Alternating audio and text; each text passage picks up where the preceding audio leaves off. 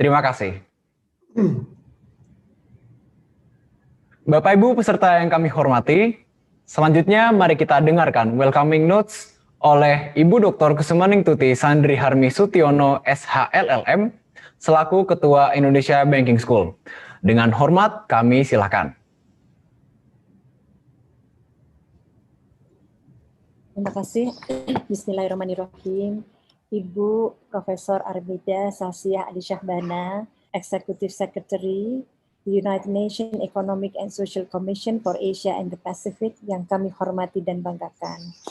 Yang terhormat Bapak-Bapak Honorable Faculty Indonesia Banking School yang hadir pada pagi ini, Bapak Profesor Adrianus Moy, Bapak Ibu anggota Senat Akademik Eksternal Indonesia Banking School yang hadir pada kesempatan ini, Bapak Subardjo Joyo Sumarto, Bapak Ibu tamu undangan kehormatan, Profesor Sudrajat Jiwandono, Profesor Miranda Gultom, Bapak Ahyar Ilyas, dan Bapak Ibu sekalian, para senior di bidang ekonomi, keuangan, dan perbankan.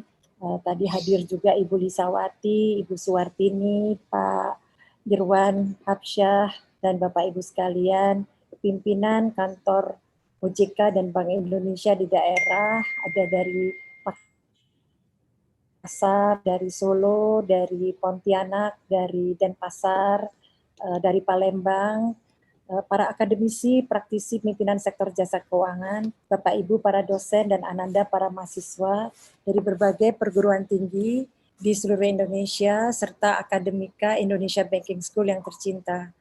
Yang terhormat Bapak Ibu para peserta webinar kuliah umum Indonesia Banking School lainnya yang berbahagia. Assalamualaikum warahmatullahi wabarakatuh. Selamat pagi, salam sejahtera bagi kita semua. Om Swastiastu, Namo Buddhaya, salam kebajikan, salam. Puji syukur kami panjatkan kehadirat Allah Subhanahu wa Ta'ala, karena atas rahmatnya lah kita semua dapat bertemu secara virtual pagi ini dalam acara webinar Nasional Kuliah Umum Indonesia Banking School tahun 2021 yang dibawakan oleh Ibu Profesor Armida Salsiah Ali Syahbana, Executive Secretary of United Nations Economic and Social Commission for Asia and the Pacific, dengan tema peran UN dalam menjaga stabilitas ekonomi dan sosial di Asia Pasifik selama masa pandemi COVID-19. Ibu Armida, Bapak Ibu, Ananda para mahasiswa yang saya muliakan, dengan visi baru Indonesia Banking School yang mempunyai misi untuk menyelenggarakan perguruan tinggi yang menghasilkan lulusan berintegritas, berkualitas, siap pakai, yang berwawasan global di bidang keuangan dan bisnis keuangan berbasis teknologi digital. Hadirnya Ibu Armida sebagai Executive Secretary dari suatu lembaga internasional yang penting ini merupakan privilege bagi kami. Sebagai tokoh dan anak bangsa yang kini sedang menjalankan amanah untuk mewakili Indonesia, berperan aktif dan memimpin ESCAP dalam mendorong implementasi berbagai kesepakatan global dan regional, khususnya tujuan pembangunan berkelanjutan atau Sustainable Development Goals, SDGs. Para mahasiswa sebagai calon-calon generasi penerus yang dituntut untuk membangun kapasitas wawasan global akan sangat relevan untuk memperoleh insight tentang pentingnya soft skill, khususnya kerjasama dan diplomasi multilateral di kawasan dalam penanganan program seperti penanganan COVID-19 dan perubahan iklim. Terima kasih Ibu Armida atas kesediaan Ibu meluangkan waktu yang berharga untuk berbagi dengan kami.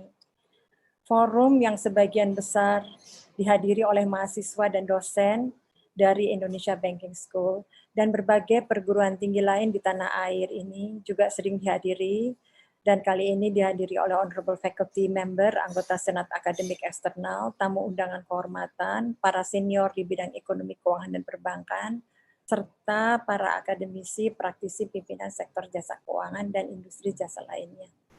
Karena minat dukungan beliau-beliau yang berkesinambungan, serta dedikasinya yang tinggi terhadap dunia pendidikan.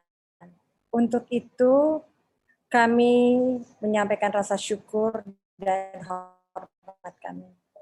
Ibu Armida dan hadirin yang saya hormati, semoga kegiatan ini membawa manfaat bagi kita semua dan semoga Allah Subhanahu wa taala senantiasa memberikan rahmat-Nya. Demikian, terima kasih. Wassalamualaikum warahmatullahi wabarakatuh. Waalaikumsalam warahmatullahi wabarakatuh. Terima kasih kepada Ibu Dr. Kusumaning Tuti Sandri Harmi Sutiono. Bapak Ibu peserta yang kami hormati, mari kita ikuti acara utama, yaitu webinar kuliah umum dengan tema Peran United Nations dalam menjaga stabilitas ekonomi dan sosial di Asia Pasifik selama masa pandemi COVID-19 dengan pembicara Ibu Profesor Armida Salsiah Alisyah Bana, SEMA PhD, Executive Secretary of ESCAP, yang akan dipandu oleh moderator kita, Bapak Profesor Dr. Insinyur Haji Surahman Surya Atmaja MM. Sebelumnya, saya akan membacakan CV moderator. Profesor Dr. Insinyur Haji Surahman Surya Atmaja MM merupakan dosen tetap Indonesia Banking School. Menempuh pendidikan insinyur dalam bidang pertanian di Institut Pertanian Bogor, Magister Manajemen di STIE Indonesia Emas, memperoleh gelar Doktor in Management di Universitas Padjadjaran, dan pada Desember 2020 beliau diangkat oleh Kementerian Pendidikan dan Kebudayaan Republik Indonesia menjadi profesor pertama di Indonesia Banking School. Bapak Surahman juga memiliki beberapa pengalaman profesional, di antaranya co-founder, Rektor Institut Teknologi dan Bisnis BRI, visiting professor di Khon Kaen University, Thailand, asesor Ban PT, dan Direktur P3M STIE Indonesia Banking School periode 2015-2018. Kepada Profesor Dr. Insinyur Haji Surahman Surya Atmaja MM, dengan hormat kami silakan. Terima kasih kepada Satria. Bismillahirrahmanirrahim. Bapak, Ibu, Saudara, dan hadirin yang hadir pada acara webinar pagi ini.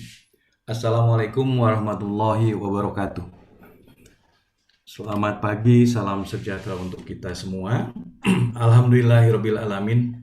Pada pagi hari ini kita dapat berjumpa dalam acara webinar kuliah umum di STIE Indonesia Banking School dengan judul Peran United Nations dalam menjaga stabilitas ekonomi dan sosial di Asia Pasifik selama masa pandemi COVID-19.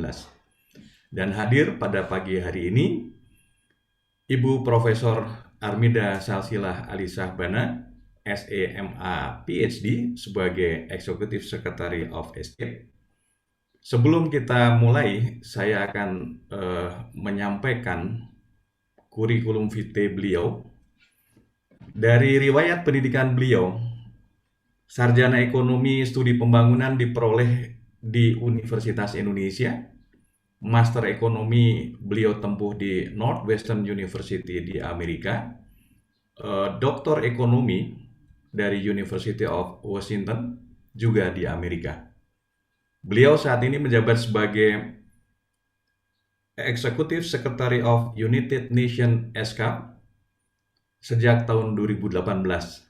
Beliau juga adalah guru besar di Fakultas Ekonomi dan Bisnis Universitas Padjadjaran. Pada tahun 2009 sampai 2014 kita mengenal beliau sebagai Menteri Perencanaan Pembangunan Nasional Republik Indonesia, Kepala Pusat Badan Perencanaan Pembangunan atau Bappenas pada Kabinet Indonesia Bersatu kedua. Kiprahnya di hubungan internasional sangat banyak. Di antaranya beliau adalah anggota tim penasehat independen tingkat tinggi di ECOSOC. Kemudian beliau juga menjadi anggota Dewan Regional Science Association Internasional, juga sebagai co-chair dari Global Partnership for Effective Development Cooperation. Banyak sekali kiprah beliau selama ini di hubungan internasional. Dan lebih hebat lagi, ibu dengan dua putra ini mendapatkan penghargaan Bintang Mahaputra, juga mendapat brevet dari Angkatan Laut berupa Brevet Hiu Laut dan Wing Terbang dari TNI Angkatan Udara. Luar biasa. Ibu Profesor Dr. Amida, selamat pagi Ibu. Hari ini kita akan mendengarkan paparan Ibu tentang peran United Nations dalam menjaga stabilitas ekonomi dan sosial di Asia Pasifik selama masa pandemi COVID-19. Kita mengetahui bersama bahwa kiprah Ibu dalam rangka Sustainable Development Goal dimulai sejak beberapa puluh tahun yang lalu sebagai Ketua Pusat Studi SDD di Universitas Padjadjaran sampai sekarang, dan ternyata sekarang Ibu memegang pucuk pimpinan yang mendapatkan tugas luar biasa terutama di kawasan Asia Pasifik. Seperti kita ketahui bahwa dalam Sustainable Development Goal banyak pekerjaan yang harus Ibu kerjakan. Di antaranya adalah menjaga stabilitas ekonomi di kawasan Asia Pasifik, bisa melalui pengamatan tentang Gross Development Product. Kemudian Ibu juga punya tugas untuk meniadakan kemiskinan di negara-negara Asia Pasifik, juga paling tidak mengurangi pengangguran di Asia Pasifik. Nah, untuk itu dan untuk lebih jelasnya, kami persilahkan Ibu untuk menyampaikan paparannya sehingga para peserta webinar kuliah umum ini akan memahami secara jelas dan mudah-mudahan dapat memberikan kontribusi untuk pembangunan berkelanjutan di Asia Pasifik. Tapi sebelumnya, apabila para peserta akan bertanya atau memberi masukan atau akan berdiskusi, silakan di fitur Q&A di bawah ini, sehingga kita nanti akan buka sesi tanya jawab setelah Ibu Profesor Armida menyampaikan paparannya. Untuk mempersingkat waktu, kepada Ibu Profesor Armida, saya silakan. Ya, terima kasih Prof. Surahman, Ibu Kusumaningtuti selaku Direktur dari Indonesian Banking School. Assalamualaikum warahmatullahi wabarakatuh. Selamat pagi, salam sejahtera bagi kita semua. Juga saya ingin menyapa terlebih dahulu Bapak Profesor Adrianus Moy yang juga pernah menjabat Ex-Secretary ESCAP beberapa waktu yang lalu, Bapak Profesor Sudrajat Jiwandono, Ibu Profesor Miranda Gultom, Bapak Subarjo Joyo Sumarto, Pak Ahyar Ilyas, dan tentu semua teman-teman, rekan-rekan, serta adik-adik mahasiswa khususnya dari Indonesian Banking School. Pertama-tama tentu terima kasih kepada Bu Kusumaningtuti atau Ibu Titu atas undangannya. Ini saya senang sekali karena sekaligus bisa reunian ya, istilahnya reunian ya, sejak 2018 pindah ke sini ke Bangkok, dan sejak Februari 2019 saya belum sempat pulang ke Indonesia karena COVID-19 ya. Jadi kesempatan yang baik dalam satu kesempatan ya bisa ketemu menyapa banyak teman-teman di Indonesia. Bapak Ibu sekalian, perkenankan saya share ya, jadi apa yang dimintakan mengenai role of United Nations in maintaining economic and social stability in Asia Pacific, khususnya dalam masa COVID-19 atau pandemik ini. Ini mohon maaf kalau agak campur sedikit nanti dengan bahasa Inggris, karena yang membantu, kebetulan yang membantu ini dari kantor ya, tidak bisa bahasa Indonesia, jadi saya harus komunikasi dalam bahasa Inggris. Ada beberapa hal yang ingin saya sampaikan ya, dalam kesempatan yang baik ini. Pertama, memperkenalkan dulu, dan saya yakin dari Bapak Ibu, rekan-rekan ya, dan mahasiswa belum banyak yang mengenal ya, khususnya UNESCAP. Kalau UN barangkali semua juga sudah mengenal, tapi khususnya UNESCAP belum banyak yang mengenal. Jadi nanti pertama saya ingin memperkenalkan dulu. Kedua, karena semua ini semua ini fokus COVID-19 sekarang, jadi sedikit mengenai impact assessment analysis. Selanjutnya adalah bagaimana recover better together, yaitu khususnya UN ya secara keseluruhan. Jadi tidak hanya ESCAP, UN mulai dari UN di New York dan semua UN sistem, semua fokus konsentrasi untuk memfasilitasi, membantu ya member states, khususnya untuk bagaimana memitigasi dampak sosial ekonomi, dampak kesehatan dari COVID-19 dan juga mempersiapkan supaya bisa recover better together. Terakhir adalah khusus saja ESCAP engagement di Indonesia. Ini mungkin slide-nya, maybe can I ask Ying, could you play the slides in full? I think it's not yet in full presentation mode. Ya, oke ya. So ini overview. Kemudian saya ingin memperkenalkan dulu UN di Asia Pacific. Could you go to the next slide, please? Yes, and then UN Development System, Global, Regional, dan National. The next slide, please. Ya. Nah ini Bapak Ibu, yang barangkali Bapak Ibu familiar dengan UN di New York ya. UN di New York itu adalah headquarters atau markas besar dari seluruh UN, khususnya sekretariat yang dinamakan sekretariat. Jadi kantor sekjen di situ, kantor deputy sekjen di situ, kantor sekretariat di situ. Jadi UN punya banyak departemen macam-macam lah. Dan di New York juga UNDP. Misalnya ya yang Bapak Ibu semua tahu UNDP, UNICEF, dan 1-2 agensi lainnya. Kemudian Bapak Ibu juga tahu Geneva atau Jenewa, itu juga merupakan kantor pusat UN, tetapi yang disebut Agencies, Funds, and Program, bukan sekretariat ya, Agencies, Funds, and Program, misalnya ada WHO, ada ILO, ada yang untuk refugees ya UNHCR, dan macam-macam. Ya, nah, kemudian seluruh dunia, di seluruh dunia ini menurut region, menurut wilayah ya region itu ada 5 region. Kita Asia Pasifik termasuk salah satu saja dari region tersebut. Dan di setiap region ada yang namanya Regional Commission.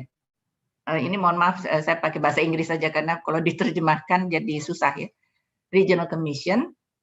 Nah, salah satunya untuk Asia Pacific adalah ESCAP. ESCAP kepanjangan dari Economic Social Commission for Asian Pacific yang berkedudukan di Bangkok ya.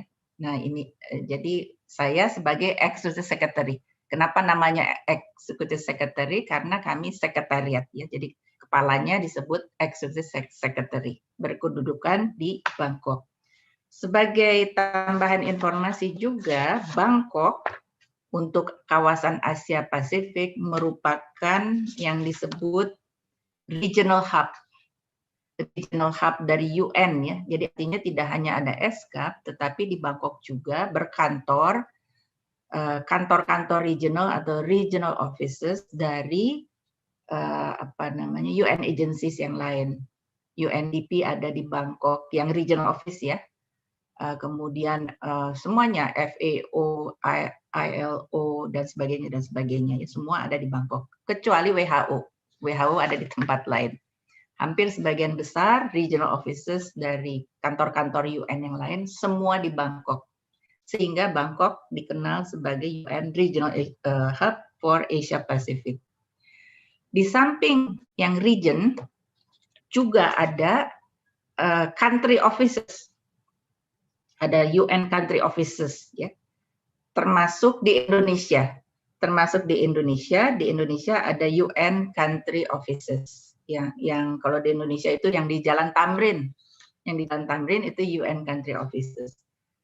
Yang mengepalai UN country offices ya disebut resident coordinator, RC, resident coordinator, mengepalai semua UN yang ada di Indonesia.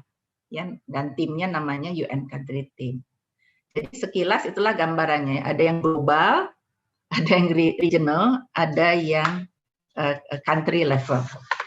Nah, selanjutnya adalah kalau boleh, Ying, could you show me the slide ya? Kenapa slide-nya jadi hilang?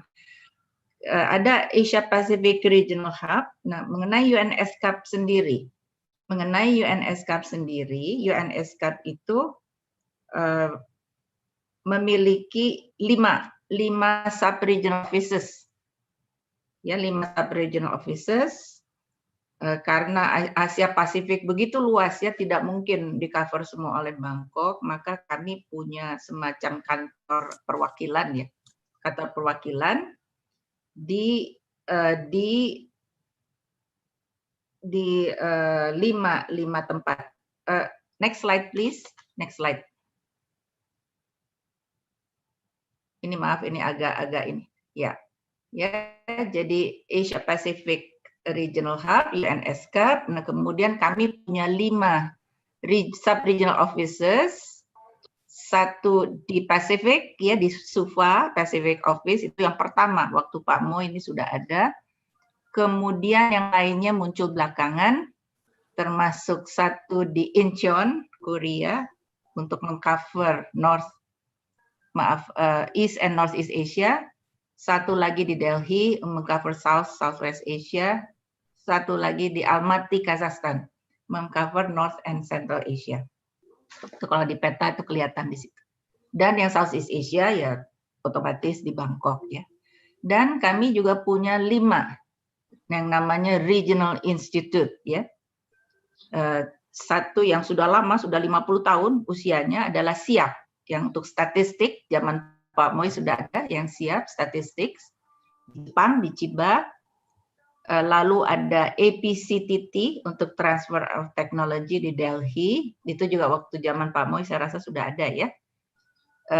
Selanjutnya adalah APCICT untuk ICT, IT-ICT, itu di Korea, itu belakangan setelah zaman Pak Moi ini. Dan juga yang belakangan adalah CSAM, Center for Sustainable Agriculture Mechanization, itu di Beijing, di China. Dan yang paling baru adalah APDIM, itu untuk Disaster Information Management di Tehran, Iran. Ya, jadi kami punya katakanlah 4 sub-regional offices ya, kalau termasuk ya, yang 1 Bangkok, di cover Bangkok, dan 5 regional institute. Total negara member state ada 53, kemudian 9 namanya associate member atau territories ya. Jadi kalau di jumlah-jumlah ya 62 ya. Sehingga ya coverage-nya ya bisa dibayangkan itu sangat luas ya. Mungkin dari semua regional commission coverage ya, in term coverage mungkin kami yang paling luas. Meskipun yang paling besar adalah yang di Afrika. Dengan karena kebutuhan untuk mensupport negara-negara Afrika memang lebih besar. Nah, selanjutnya, next slide please. Apa yang kami kerjakan? Ya, apa sih SK mengerjakan apa saja? Basically 3 hal ya. Yang pertama, Regional Commission adalah intergovernmental. Jadi kami tuh beda dengan UNDP, kami beda dengan yang lain-lain karena kami punya intergovernmental convening power. Jadi bisa mengumpulkan member states bisa bersidang ya, istilahnya bersidang, dan bisa menghasilkan resolution bahkan agreement. Nah, itu bedanya. Yang kedua yang mirip dengan yang lain, research, dan yang ketiga adalah technical cooperation. Technical cooperation mensupport ya member state dalam capacity building dan lain-lain sesuai dengan keperluan atau permintaan dari member state.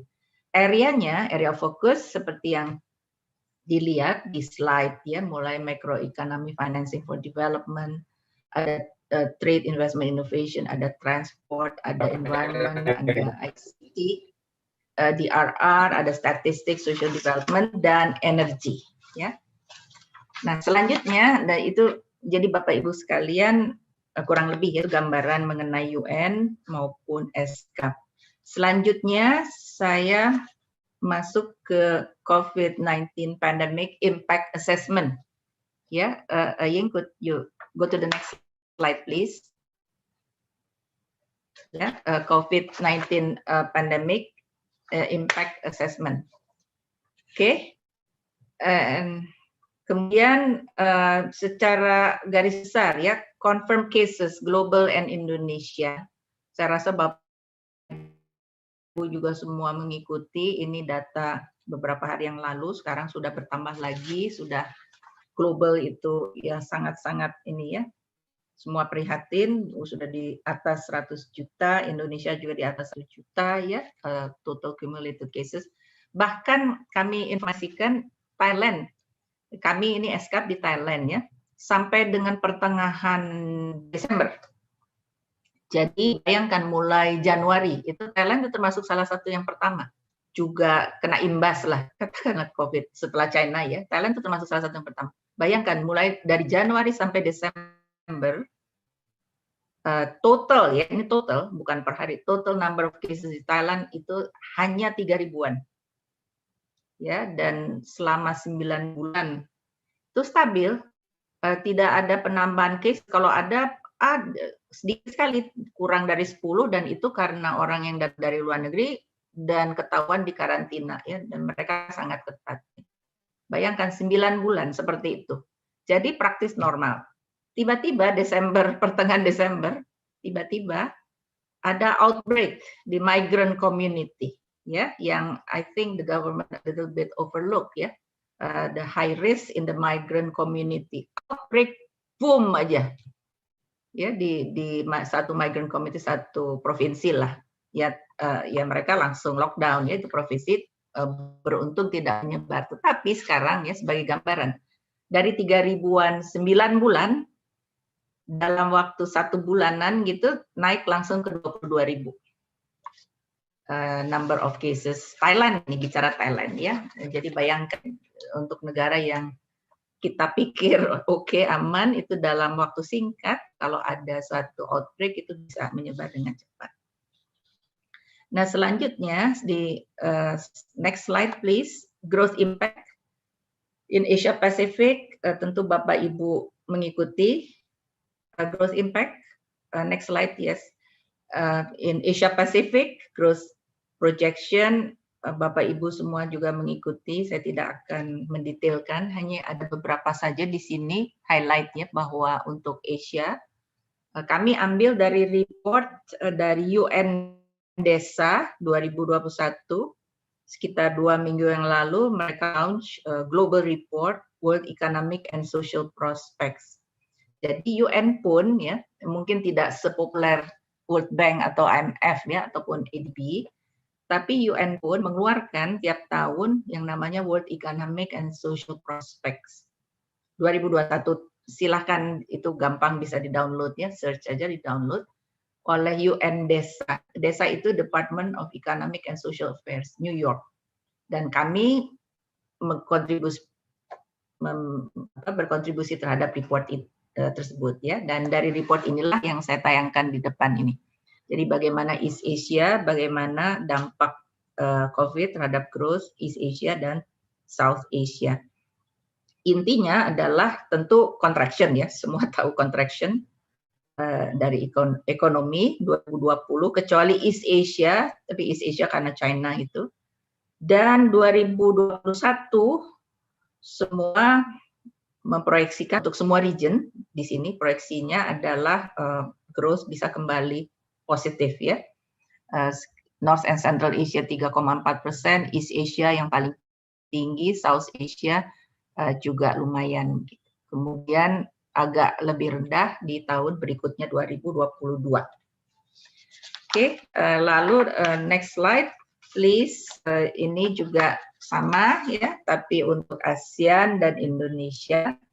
Ini maaf, harusnya bukan ASEAN, ini Southeast Asia, karena di situ masuk Timor Leste. Ya, Timor Leste itu juga ada di situ. Indonesia berapa itu? 2021 5,2%. Dan di sebelah kanan ada rate of growth GDP Indonesia khusus Indonesia saja beberapa tahun terakhir ya, termasuk proyeksi 2021-2002. Ya. Slide berikutnya, poverty and employment impacts. Next slide please, poverty and employment impacts in Asia and Pacific. Likewise, ya, the same.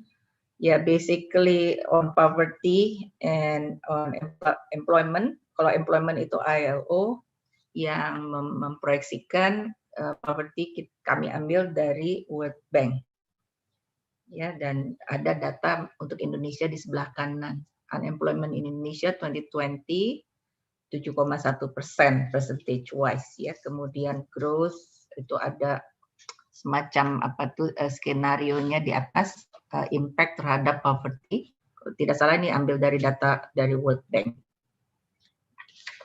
Dan berikutnya slide berikut, next slide, which is the downside risk. Downside risk, the GDP growth outlook. Ya tentu sebagaimana yang kita lihat tadi ya, proyeksi 2021 semua memproyeksikan given vaccine and so on ya. Cuman ya semua kalau kita lihat sampai sekarang katanya masih akan lebih panjang, tidak secepat yang diproyeksikan sebelumnya. Recovery dan sebagainya saya rasa akan memakan waktu yang lebih panjang karena ada downside risk tersebut. Yes, misalnya vaksinnya kita lihat itu perlu waktu kan, perlu waktu. Kemudian selain perlu waktu untuk masing-masing negara, juga vaccination plan dan sebagainya di setiap negara itu kan tidak sama. Tidak sama. Kedua, efficacy kita sudah tahu dari trial, tapi effectiveness ya, the real effectiveness dari vaksin atau vaccinationnya juga belum ada yang tahu kan. Apa harus diulang, apa tetap orang yang divaksin tetap menyebarkan virus, OTG dan lain-lain, nobody knows ya. Apakah kemudian untuk travel nanti ada vaksin apa itu pasport ya, pokoknya nobody knows ya. Sehingga ya ini downside risk-nya masih besar. At least sampai sekarang di bulan Februari ya.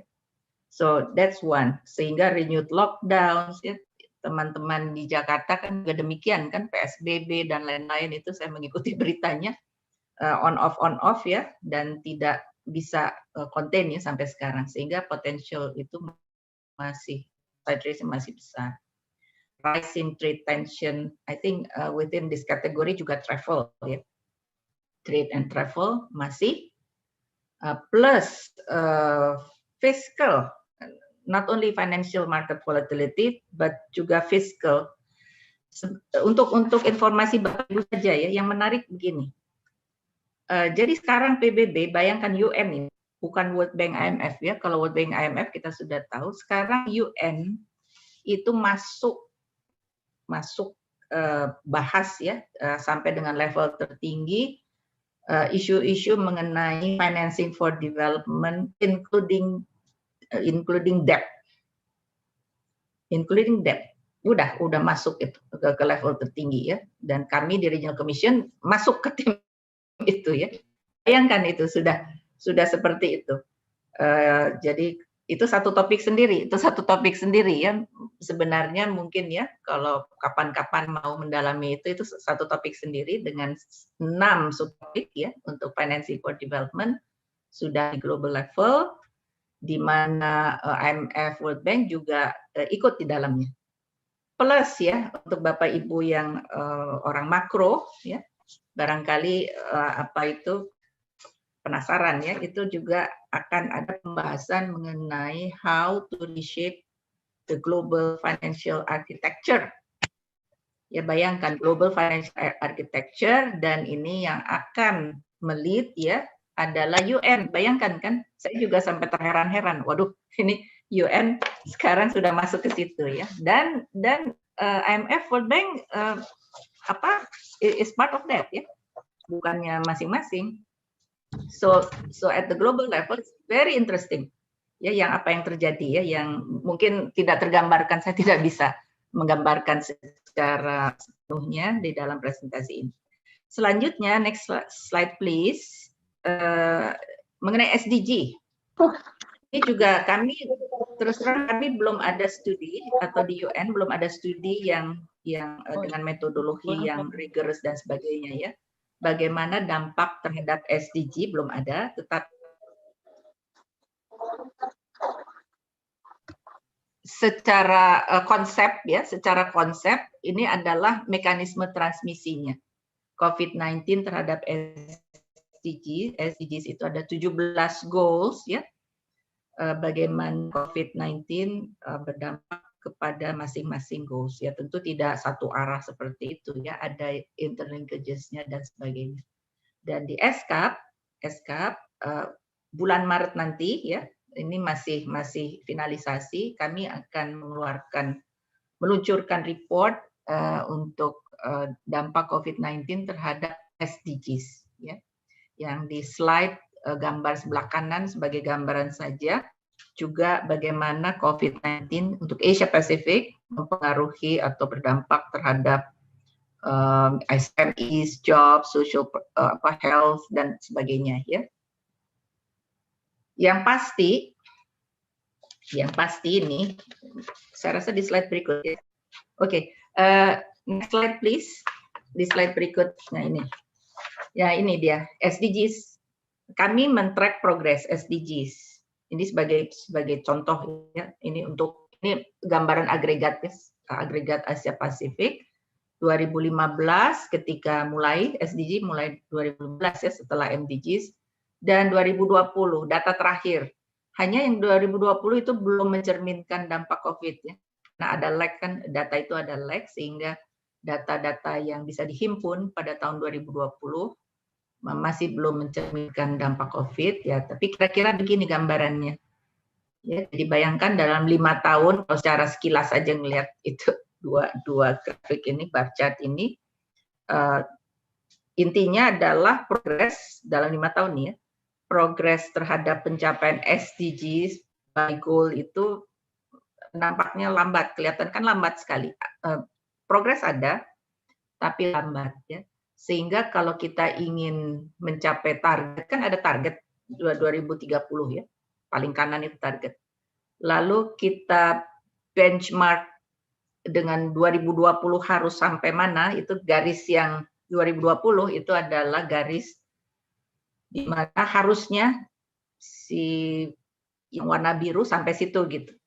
Sehingga kalau si garis biru tidak sampai garis 2020 berarti dia tidak mencapai ya, kecepatannya tidak cukup untuk mencapai target yang diharuskan pada 2020, dan semua itu tidak mencapai kan kalau melihat secara itu. Ya, ada yang agak sangat jauh begitu, ada yang warnanya merah. Nah, warnanya merah itu artinya direction dari progresnya itu kebalik. Ya, harusnya improve ya, ada progres tiap tahun, tapi ini malah kebalik begitu, malah worsening. Apa itu? Adalah climate action, climate change, life below water, sebagaimana Bapak Ibu tahu SDG 14 itu adalah SDG yang terkait dengan ocean dan marine resources ya.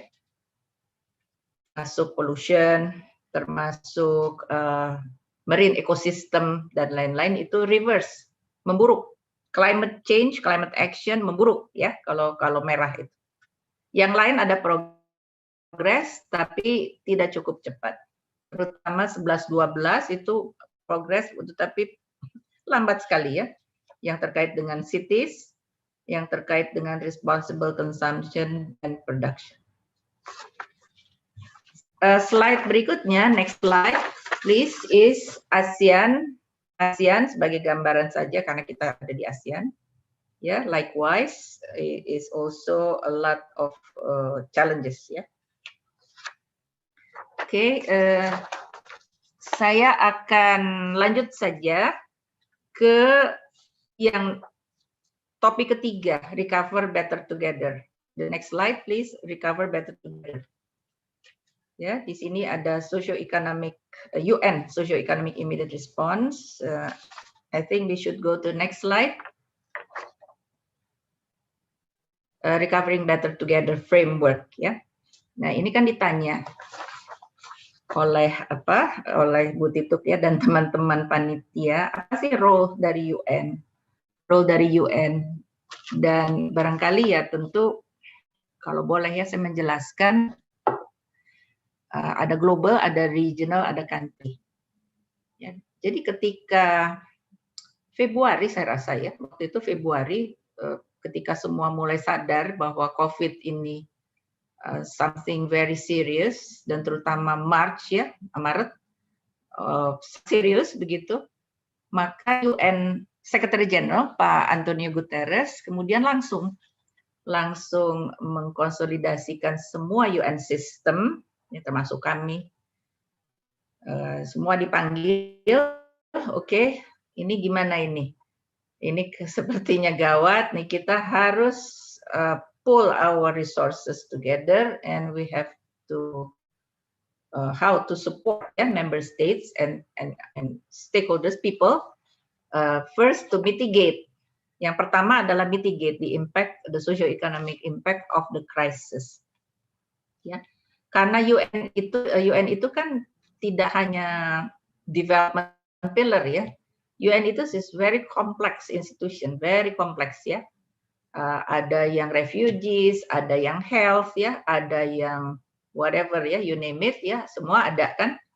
Nah, maka Pak Sekjen, Pak Guterres ini ya beliau konsolidasikan semua, tetapi khusus ya. Nah, ini khusus yang socio-economic response, maka ada 5 pillar dari UN Development System Response ya. Yang pertama terkait dengan kesehatan, yaitu nomor 1 health, terkait dengan health first. Yang kedua protecting people. Yang ketiga economic response and recovery. Yang keempat macroeconomic response and multilateral, including regional ya, collaboration. Yang kelima social cohesion and community resilience. Nah, yang pertama, yang health first, itu terutama yang mimpin adalah WHO.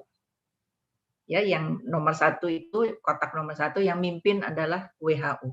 Termasuk dia itu di global ya, termasuk di country level, yang mimpin adalah WHO. Jadi nanti kalau Bapak Ibu tanya, ESCAP apa yang ESCAP lakukan misalkan untuk health ya, kan ini health pandemic. Nah, itu tidak melakukan ya koordinasi karena itu langsung WHO. Yang health related, everything health related adalah WHO. Ya. Tapi yang nomor 2, nomor 3, nomor 4, nomor 5 ya tentu kami berkontribusi ya, khususnya nomor 4, nomor 2 dan nomor 3. Oke, next slide please. Nah, ini sebagai gambaran saja dulu ya supaya jadi ESCAP itu melakukan yang kanan. Yang ESCAP lakukan itu yang kanan. Karena ESCAP itu regional commission, ESCAP itu agak beda gitu ya. ESCAP itu bukan UNDP yang di negara gitu yang ada di Indonesia, ada di mana kan enggak. Ya, tapi ESCAP itu regional commission dan banyak yang dikerjakan adalah mengenai yang at the regional level ya, regional public good ya. Nah, jadi yang kami lakukan yang 4 yang terkait dengan COVID mitigation dan recovery. Yang pertama terkait dengan ekosistem, tentu dengan UNEP ya, tidak sendirian. Yang kedua how to protect people, ini social protection dengan ILO. Yang ketiga economic recovery, termasuk financing for development. Yang keempat supply chain and connectivity. Khusus mengenai connectivity, transport, ya trade itu adalah long standing area of work of ESCAP. Pak Moy pasti masih ingat, paham betul ya bahwa transport, connectivity dan trade adalah long standing area of work of ESCAP. Ya, jadi itu yang kami lakukan, fokus kami ya. Dari yang kami kerjakan termasuk support, termasuk kerjasama regional dan lain-lain itu. Yang kiri ini kalau ditanya ini apa itu yang kiri, enablers, yaitu lebih kepada bagaimana kita mengorganize ya apa itu data. Lalu sekarang banyak menggunakan digital ya, sebagaimana Bapak Ibu juga ketahui, meeting-meeting dan lain-lain itu semua banyak gitu. Next slide please. Beberapa contoh. Maaf, ini frameworknya dulu sebelum contoh.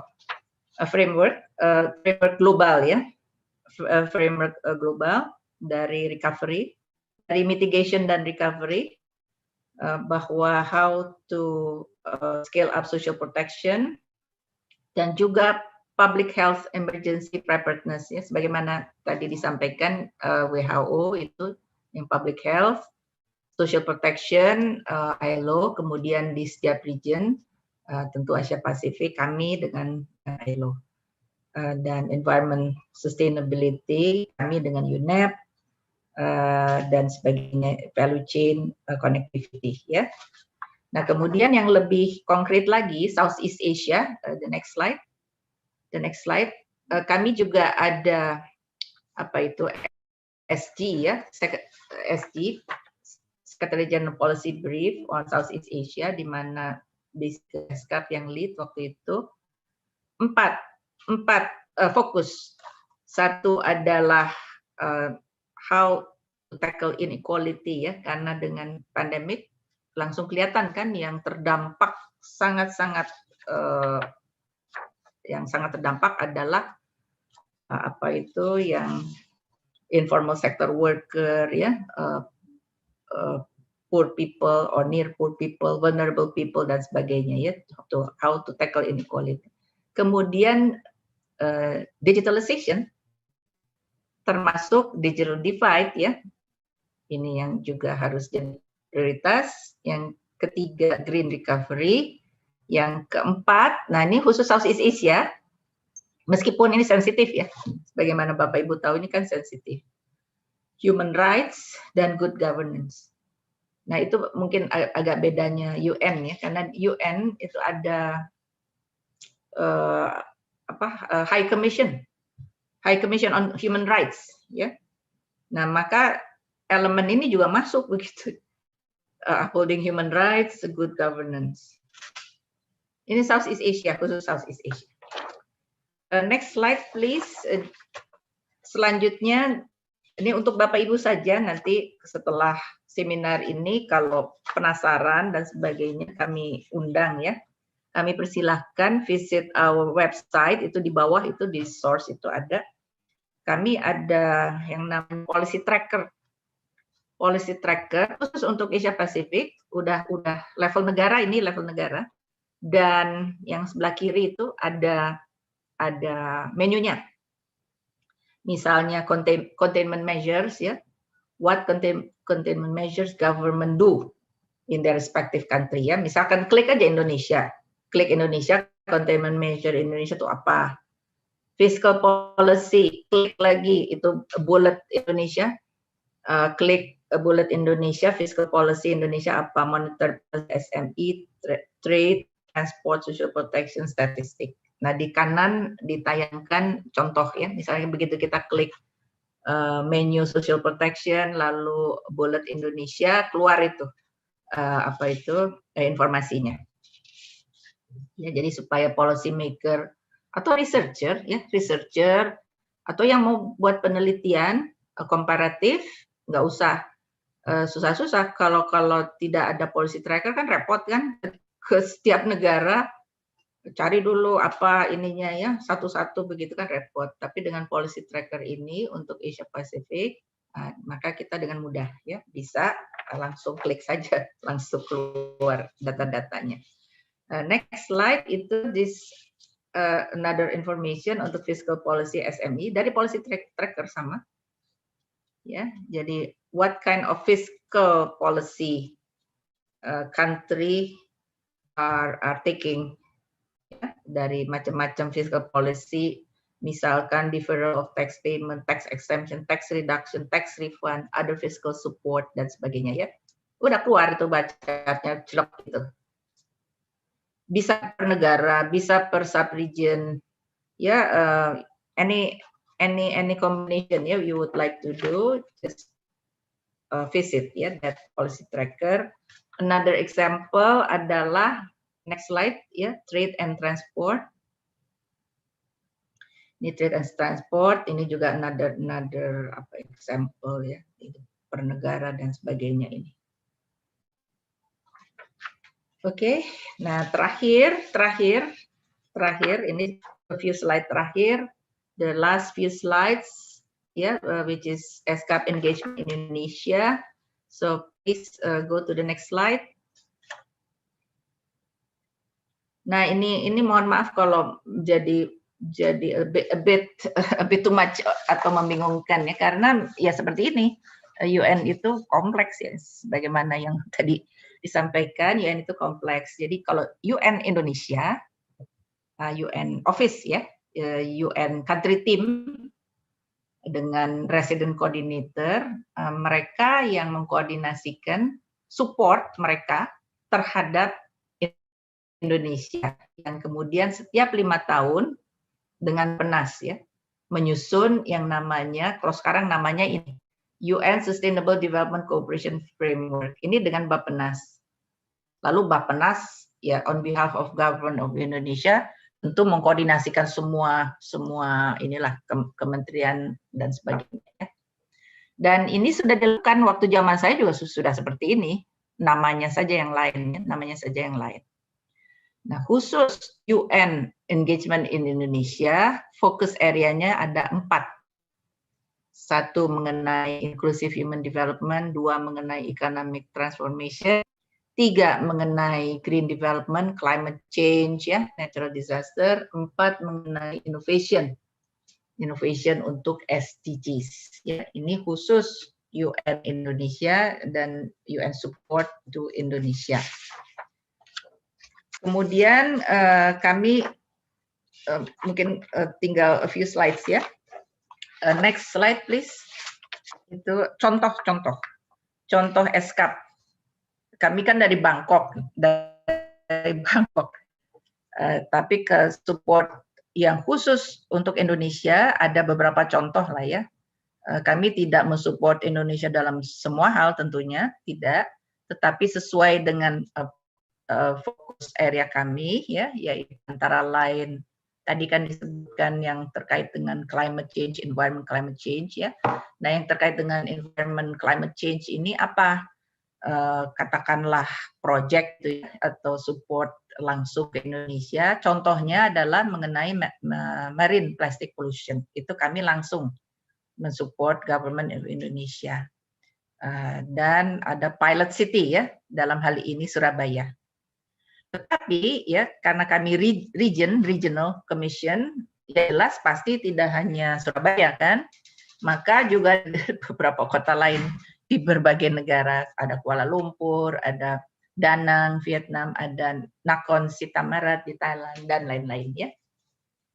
Nah intinya ini plastic pollution yang mencemar di laut ya, dan kami pakai apa itu namanya, pakai digital tool ya, pakai satellite technology, memetakan ya, dan mentrain dan juga memprovide tools ya for policy maker to develop policy dan investment strategy. Bagaimana ini mengurangi, mereduce plastik stream. Karena gini, plastik yang di laut ya itu kan datangnya dari mana sih? Datangnya itu dari konsumsi kita, terutama kota-kota. Kenapa ada Surabaya, Kuala Lumpur dan lain-lain itu ya? Karena kota. Dan kota itu plastik itu dibuang dari mana? Dari sungai. Ya, dari sungai buang aja bruk gitu. Langsung ke laut kan, seperti itu. Ya, nah ini jadi bagaimana mereduce menggunakan teknologi dan lain-lain, ya ini kami membantu di situ. Contoh lain adalah next slide please, yang khusus Indonesia ya, khusus Indonesia. Ini baru berapa minggu yang lalu, itu 2-3 minggu yang lalu ya, kami meluncurkan namanya SDG 7 Roadmap. Sebagaimana Bapak Ibu ketahui, SDG 7 adalah energi. SDG untuk energi. Jadi kami bekerja sama dengan Indonesia, ya, dengan Dewan Energi Nasional dan Bappenas, juga SDM, kemudian merumuskan roadmap, SDG 7 roadmap. 2-3 minggu lalu kami luncurkan ya, bersama Menteri SDM, Menteri Bappenas. Waktu itu saya sendiri meluncurkan. Ya. Ini diharapkan menjadi ya masukan lah, reference untuk formulasi energy policy dari Indonesia, karena ada di situ Bappenas dan semuanya di situ ya. Juga menggunakan tool namanya Next Step National Expert SDG 2 for Energy Planning. Ya, jadi ini contoh buah ya yang konkret untuk Indonesia. Ya, jadi saya rasa itu Bapak Ibu sekalian. Dan terakhir ada slide, ada apa itu sedikit video. Ying, could you play the video please? I'm not sure ya whether yes ya, ini ada sedikit video yang kami ingin share ke Bapak Ibu, video 3 menit. Could you play the video please? No. The COVID-19 pandemic has disrupted the way we live our daily lives, urging us to have a conversation on how we can build back better. To push the discussion forward towards regional cooperation, the United Nations Economic and Social Commission for Asia and the Pacific hosted the 6-part regional conversation series on building back better. To commemorate the 75th anniversary of the United Nations, the series convened diverse groups of eminent personalities to drive towards collective solutions. The discussion touched upon the need for solution-oriented policies and investments, the application of emerging technologies for decision-making, and strengthen regional cooperation and dialogue for sustainable recovery plans. All concerted efforts to recover should prioritize protecting people, ensuring economic recovery, restoring and building resilience in supply chains and connectivity, and promoting green-blue recovery. We face colossal challenges. With global solidarity and cooperation, we can overcome them. That's what the United Nations is all about. Today, we need to move towards a care economy focused on people and the planet and create measures that value social progress. One of the lessons that we learned from the COVID-19 is that a crisis with its magnitudes also offers us a unique opportunity, to build a more resilient social protection systems, and not to recreate, the kinds of vulnerabilities that we are now facing. The weight and potential of Asian economies will be central to the global economic recovery from the COVID-19 crisis. Cooperation in Asia to effect immediate action and frame ongoing collaboration will help avoid unintended international consequences of national-driven policy response and a deeper and prolonged downturn. This new digital economy needs investment in both assets and in people. We are committed to playing our part in helping the Asia Pacific's many talented entrepreneurs and citizens use digital tools to adjust and succeed as Asia's economies reopen. The ability of businesses, specific businesses, to trade their goods and services electronically has become an even more important determinant of their future growth. The future of supply chains are digital, they're flexible, and they're sustainable. And from a business perspective, we consider this, it's a joint public-private project. We must proceed with the green paradigm shift and the implementation of the new climate regime in 2021. This crisis was really a wake-up call and also had a silver lining that it gave us a lesson that this is a reversible problem. This is a problem that can be tackled if we get the right political will together. History teaches that we are more effective and relevant if we empower people to support the societal transformation that we aspire together. Moving forward, ESCAP reaffirms our commitment to upholding a whole of society and whole of government approach to building back better. We stand united to face the challenges of today and tomorrow. We will recover better, together.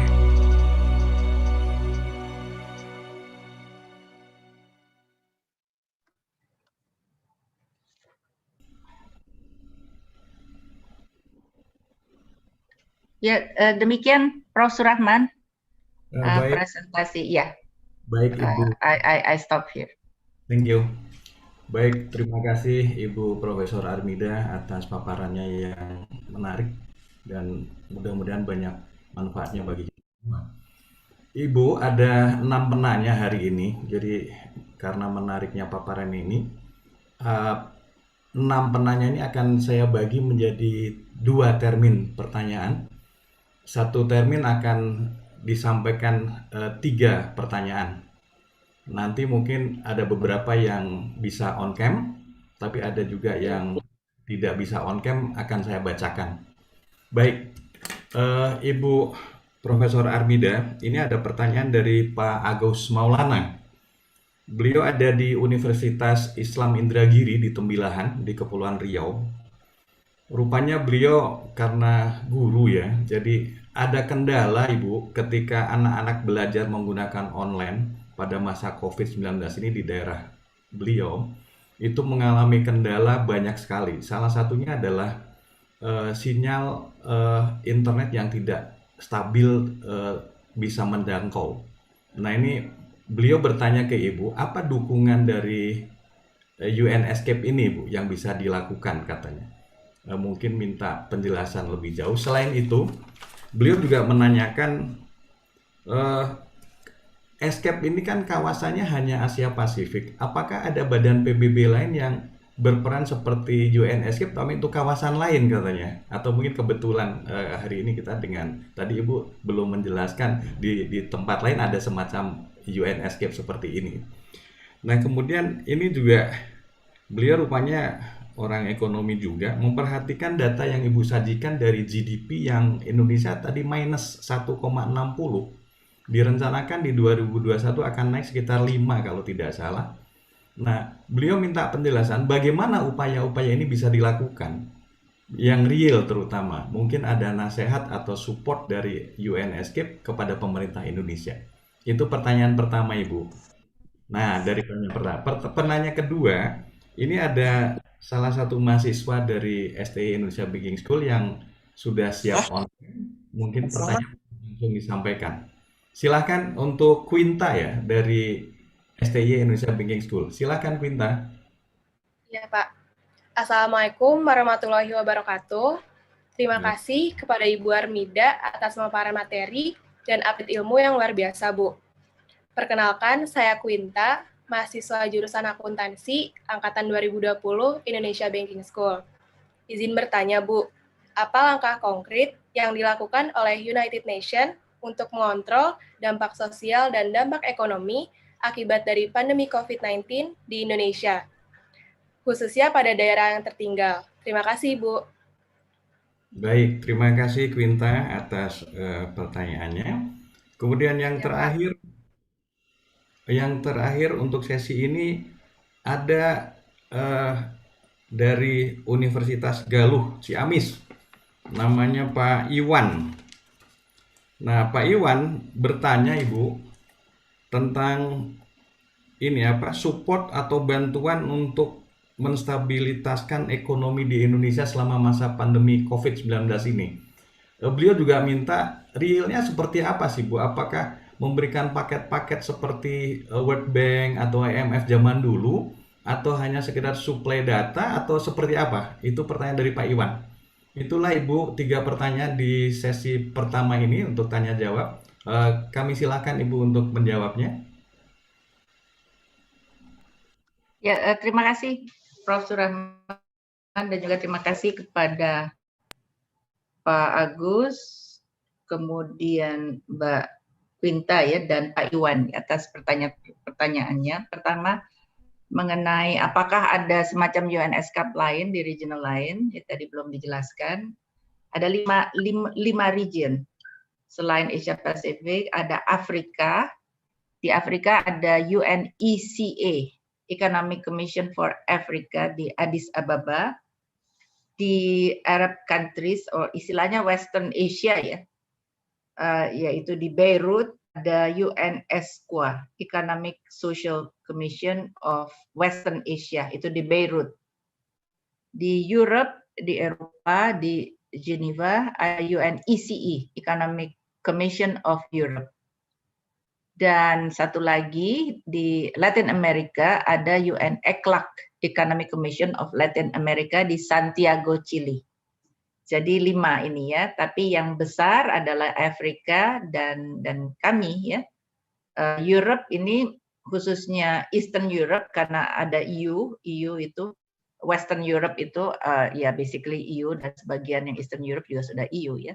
Jadi ada semacam overlap, hanya fokusnya tentu beda ya. Jadi ada 5 dan menariknya ya barangkali 5 ex-secretary dari 5 regional committee semua ibu-ibu kayak seperti saya. Jadi bayangkan 5-nya ini ibu-ibu.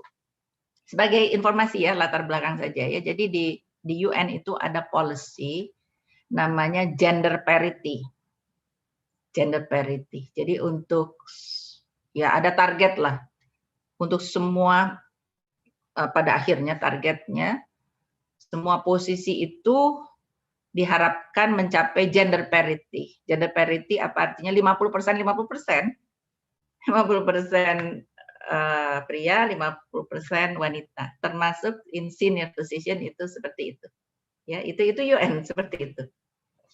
Nah, kemudian ya ini ada banyak pertanyaan yang sangat spesifik ya, sehingga tadi sudah dijelaskan bahwa khusus untuk Indonesia country level tidak hanya Indonesia, di semua negara, maka yang bekerja langsung mensupport langsung adalah UN country team, namanya UN country team ya, yang kantornya di Jakarta di Jalan Sudirman Tamrin, di Jalan Tamrin, UN country team ya. Jadi sehingga kalau pertanyaan yang agak spesifik ya, bantuan yang sifatnya langsung dan lain-lain ya tentu saja UN country team yang lebih tepat mengkoordinasikan, bukan ESCAP ya, bukan ESCAP ya. Sehingga pertanyaan tadi itu adalah country team ya. Tetapi yang terkait dengan topiknya, misalnya ini kan internet ya,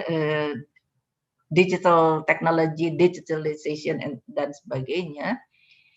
Yang kami lakukan adalah membantu negara untuk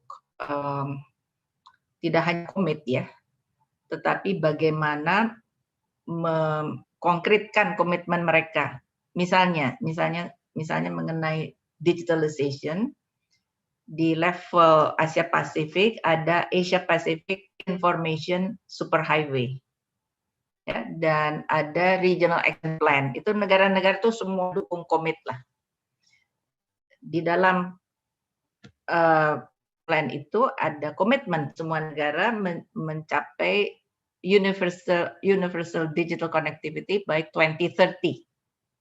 Yang digital divide itu ya. Nah, bagaimana caranya? Nah, bagaimana caranya? Ya kami membantu, termasuk ya terutama adalah bagaimana negara-negara itu harus punya national broadband strategy. Itu. Kalau kesulitan dan lain-lain mungkin bisa dicarikan kerjasama ya. Kerjasama negara yang lebih maju dalam hal itu bisa membantu. Ya dalam konteks itu, tapi tidak kemudian memberi bantuan yang langsung ya ke rumah tangga atau apa, ya tentu saja tidak kami lakukan. Ya, untuk ada pertanyaan terkait dengan growth projection yang diharapkan mulai meningkat ya tahun ini. Tidak hanya growth per se ya yang menjadi perhatian, tetapi growth itu kan merepresentasikan aktivitas ekonomi, aktivitas sosial ekonomi masyarakat yang kembali ke arah normal gitu kan. Nah, saya rasa semua sama ya. Pertama adalah health first kan. Selama aspek kesehatan itu tidak bisa di-contain ya, tidak bisa di-solve ya, maka ya saya rasa akan agak berkepanjangan ini. Akan berkepanjangan. Even kalau bisa contain ya, tetapi karena border close, sekarang kan border itu perbatasan, border closure itu lebih parah sekarang. Ya, penerbangan sama sekali tidak boleh kan, termasuk Indonesia juga sudah menerapkan itu yang tadinya tidak kan.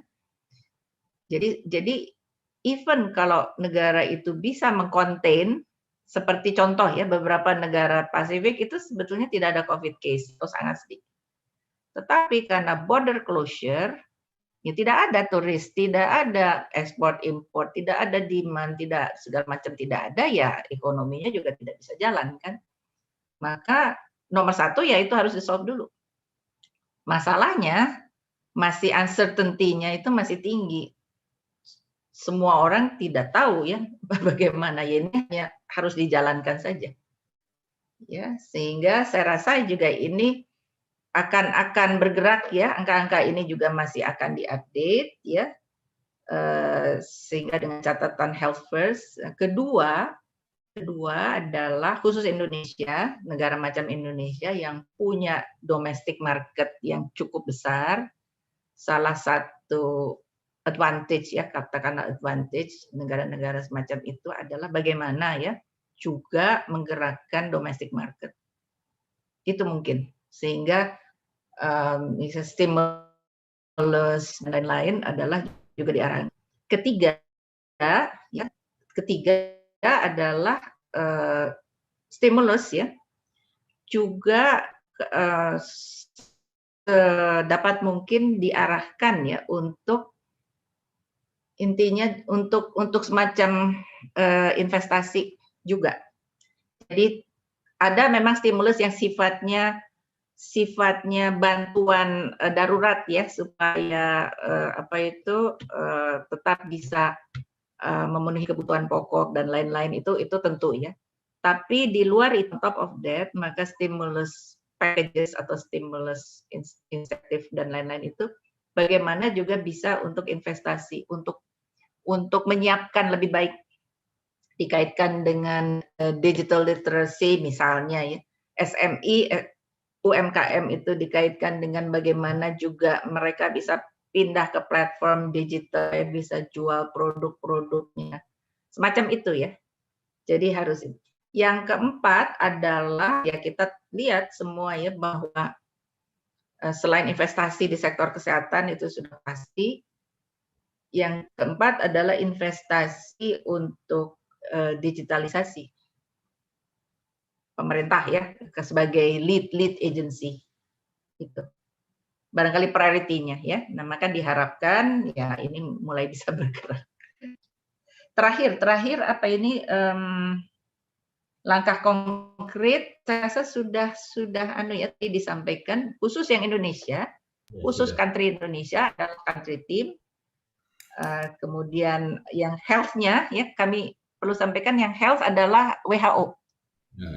WHO yang mengadvise pemerintah Indonesia ya secara konkret. Terima kasih. Baik, terima kasih. Kembali ke Pak Surahman.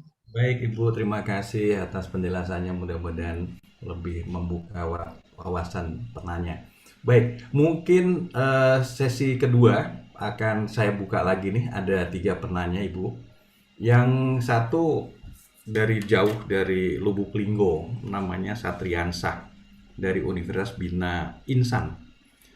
Tadi beliau melihat Ibu banyak tiga katanya nih 3 kegiatan. Salah satu adalah dalam hal research and analysis ya. Berarti Ibu punya data. Nah kata beliau di Lubuk Linggo itu susah sekali nyari data Ibu. Apakah atau bagaimana caranya supaya di Lubuk Linggo bisa mengakses data dari UNESCAPE sehingga paling tidak kami punya data untuk ikut menjadi daerah ini maju dalam pembangunan SDGs-nya untuk pemerintah daerah dan terutama untuk akademik beliau katanya. Itu satu. Pertanyaan kedua ini datang dari mahasiswa Indonesia Banking School juga, ada namanya Dela Julian. Beliau siap dengan game on, silakan. Dela. Ya Pak, sebelumnya terima kasih kepada Ibu Armida atas pemaparan dan ilmunya. Perkenalkan Bu, nama saya Dela Julian Anggreni Kusuma dari jurusan akuntansi angkatan 2020. Ibu, saya izin bertanya, berdasarkan data yang Ibu sajikan, Indonesia berada di urutan kelima dalam pertumbuhan GDP, kalah jauh dengan Vietnam dan Malaysia. Padahal kita tahu, sangat banyak investasi yang masuk ke Indonesia. Pertanyaan saya, apa yang menyebabkan pertumbuhan GDP Vietnam dan Malaysia bisa lebih tinggi? Dan seperti apakah peran UN dalam mengontrol pertumbuhan GDP pada setiap negara? Itu Bu, terima kasih. Terima kasih Dela. Pertanyaan berikut, ini juga dari mahasiswa Indonesia Banking School, Igram Aslam Tampati. Pertanyaannya banyak Ibu, mohon maaf, ada 3. Yang pertama, apakah dengan vaksinasi yang dilakukan saat ini bisa memulihkan kembali ke ekonomi yang normal? Itu yang pertama. Yang kedua, dalam hal penanganan pengangguran, ini juga salah satu tugas dari UN Escape di Indonesia. Beliau punya data 15 juta pengangguran di Asia Pasifik. Nah, ini kira-kira akan tercover atau akan direcovery sampai kapan ini bisa pulih lagi? Mungkin UN Escape punya hasil analisis dan mohon bisa disampaikan. Dan yang terakhir, tadi Tigram menanyakan juga tentang ini Bu, di Indonesia Banking School ini dia minta bertanya faktor-faktor apa yang menjadi kendala dalam rangka menjaga kestabilitasan ekonomi dan sosial di Asia Pasifik selama masa pandemi. Itu Ibu pertanyaannya, jadi mohon maaf nih agak banyak. Kami silakan Ibu untuk menjawabnya.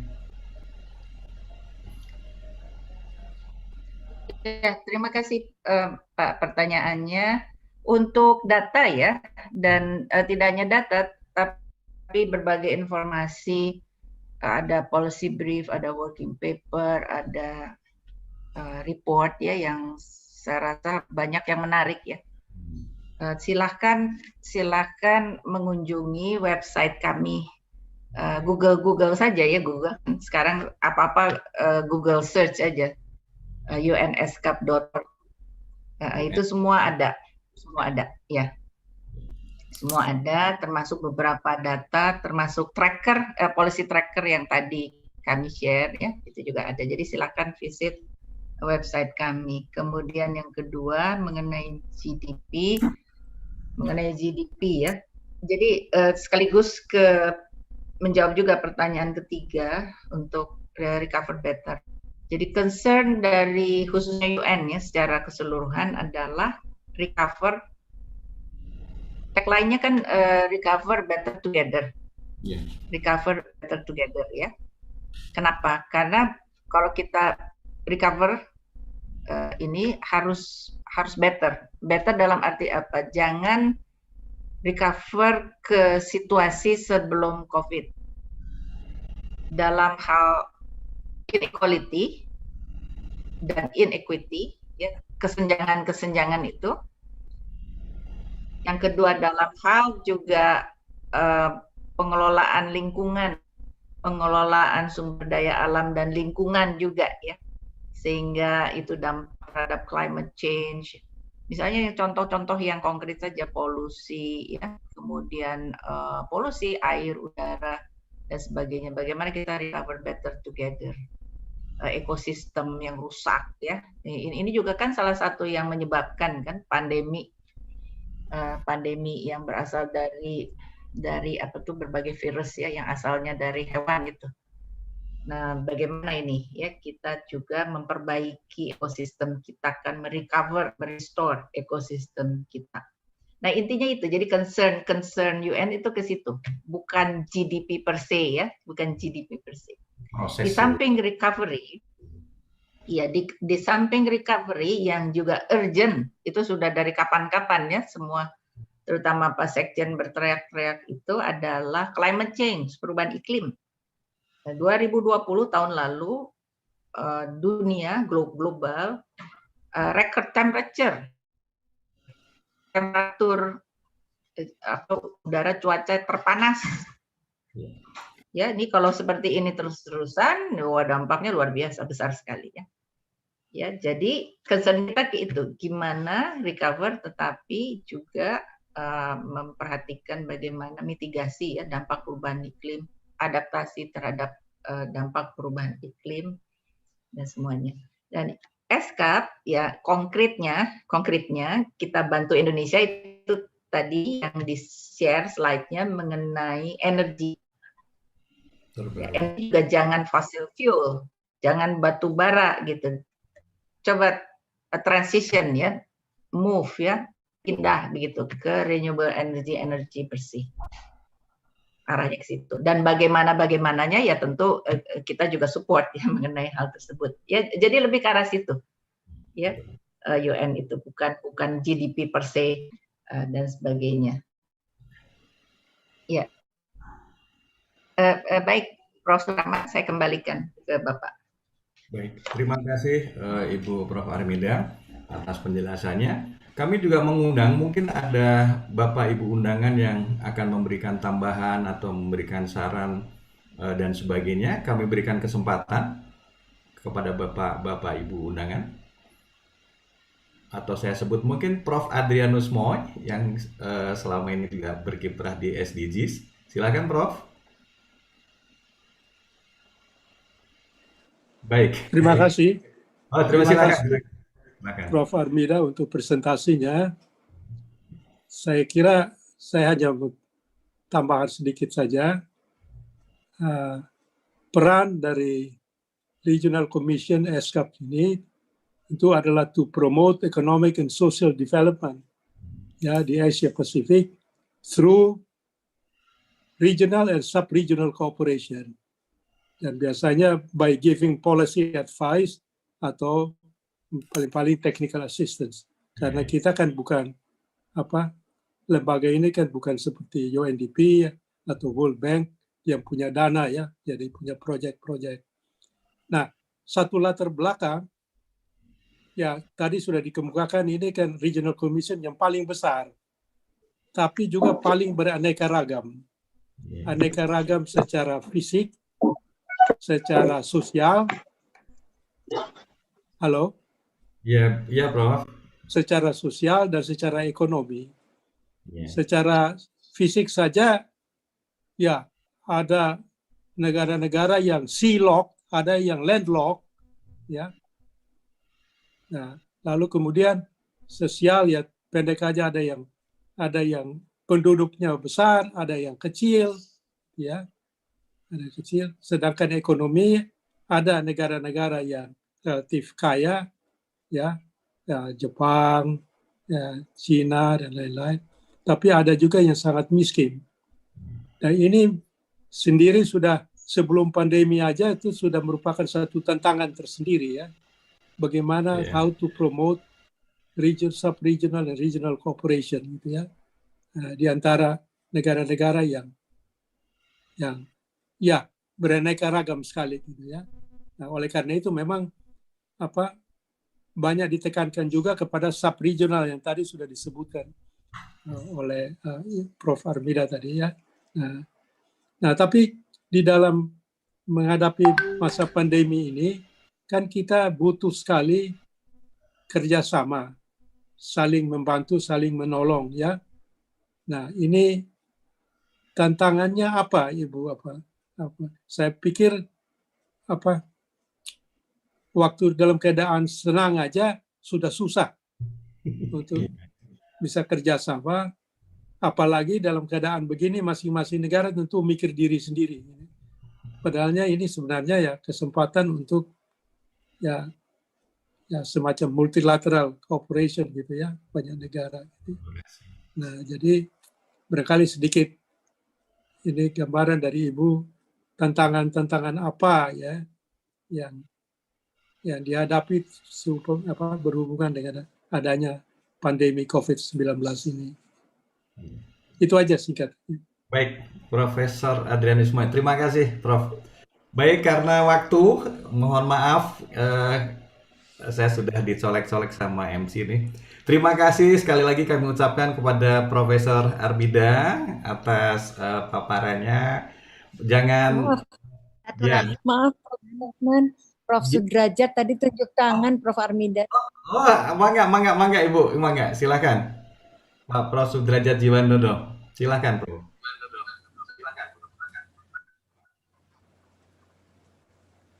Masih mute, Pak. Masih mute. Halo. Halo. Ya Pak, silakan Pak. Oh, oke. Terima kasih. Mohon maaf. Pertama, terima kasih pada Ibu Armida yang menjelaskan dengan begitu gamblang masalah atau permasalahan yang begitu kompleks sebetulnya. Saya kalau sedikit boleh melanjutkan, mungkin sebagai note saja yang juga disampaikan oleh Pak Moy tadi, sebagai meskipun banyak sekali berkiprah dan melakukan penelitian di dalam dunia moneter dan finance, tetapi saya selalu menganggap diri saya development economist. Sekarang masalah pembangunan begitu kompleksnya, sebagaimana tadi diuraikan oleh Ibu Armida. Tapi kalau boleh, saya masih memberikan komentar bagaimanakah penilaian dari ESCAP sendiri mengenai tetap saja dari pusat yang lebih banyak ditonjolkan adalah selalu mengenai growth ya. Dari hal-hal yang berkaitan dengan equality memang banyak disinggung, tetapi saya melihat bahwa dengan COVID-19 pandemi ini nampaknya masalah inequality ini makin begitu menonjolnya. Dari segi penyakitnya sebagai public health challenge, yang menderita jelas jauh lebih banyak orang yang tidak berada, orang yang di bawah kemiskinan, the minority, dan sebagainya, dan sebagainya. Tetapi jawaban terhadap atau policy response terhadap hal ini juga kerap kali lebih memberikan beban kepada mereka-mereka ini. Misalnya dari segi aturan kesehatan saja disuruh mencuci tangan dan sebagainya, banyak orang yang air bersih saja tidak ada dan seterusnya. Nah, bagaimanakah sebetulnya sikap dari ESCAP melihat hal ini, apakah ini tidak waktunya seperti diungkapkan oleh Pak Moy tadi, lebih menonjolkan hal ini. Tentu saja climate change, green dan sebagainya sudah jelas ditunjukkan, tetapi dalam masalah memperbaiki inequality ini. Ya, yang lain adalah kalau mengenai juga regional tadi, dengan munculnya apa yang disebut mega FTA ini, bagaimanakah sikap, karena selalu sekarang dengan TPP yang baru maupun dengan CEP yang satu ada Cina, satu ada US, tapi nggak ada yang dua-duanya ikut.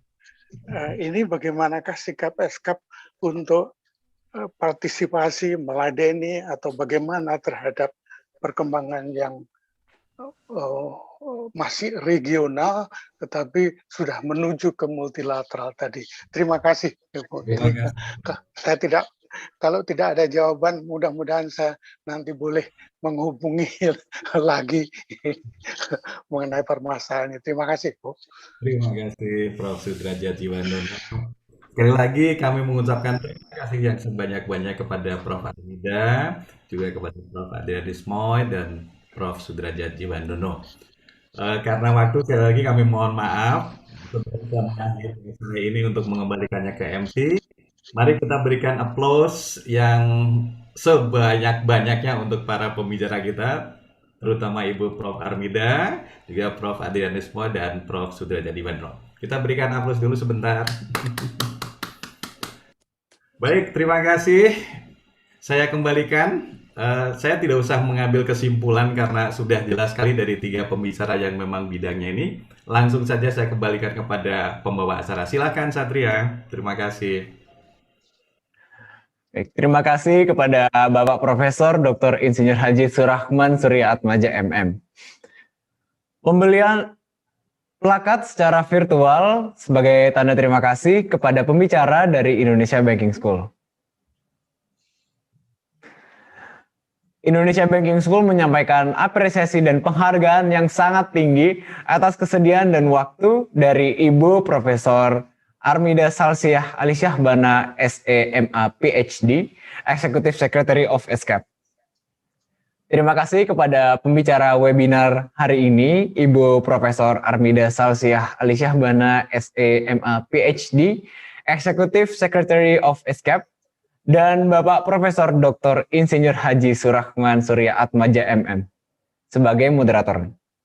Sekali lagi, saya mewakili mahasiswa Indonesia Banking School menyampaikan banyak-banyak terima kasih kepada Ibu Profesor Armida karena ilmu yang dibagikan ini sangat bermanfaat dan kita sangat jarang temui di berbagai referensi ya. Pengumuman, e-certificate, dan materi akan dikirimkan ke email masing-masing yang sudah mendaftar. Dengan ini berakhir sudah webinar kuliah umum pada hari ini. Kami mengucapkan terima kasih kepada pembicara, moderator, tamu undangan, para partisipan webinar kuliah umum, mahasiswa dan pimpinan Indonesia Banking School beserta jajarannya, mahasiswa dan dosen di seluruh Indonesia. Dan Bapak, Ibu, dan teman-teman sekalian, jangan lupa bahwa minggu depan Indonesia Banking School juga ada webinar nih, kuliah umum, pada hari Selasa 9 Februari 2021 dengan pembicara yang tidak kalah kerennya, yaitu dari Wesley Haryono, seorang founder Plug and Play atau Sandbox Indonesia.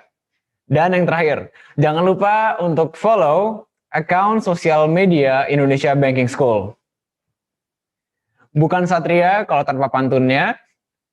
Di masa pandemi ini memang kita harus sering-sering ya menjaga namanya protokol kesehatan, menjaga diri satu sama lain. Karena mawar wangi beli di Tamrin buat kado di bawah pagi-pagi. Mari lindungi satu sama lain, kalau bukan kita, siapa lagi? Saya akhiri, Satria pamit undur diri. Wassalamualaikum warahmatullahi wabarakatuh. Salam warahmatullahi wabarakatuh. Terima kasih Bu Armida, Bu. Terima kasih banyak. Terima kasih Bu Tito, terima kasih Prof. Surahman, terima kasih Bapak Ibu semua. Saya pamit. Terima kasih Bu Pamit. Armida. Terima kasih. Terima kasih. Saya pamit. Terima kasih Bu Titi. Terima kasih. Bu Miranda, cantik.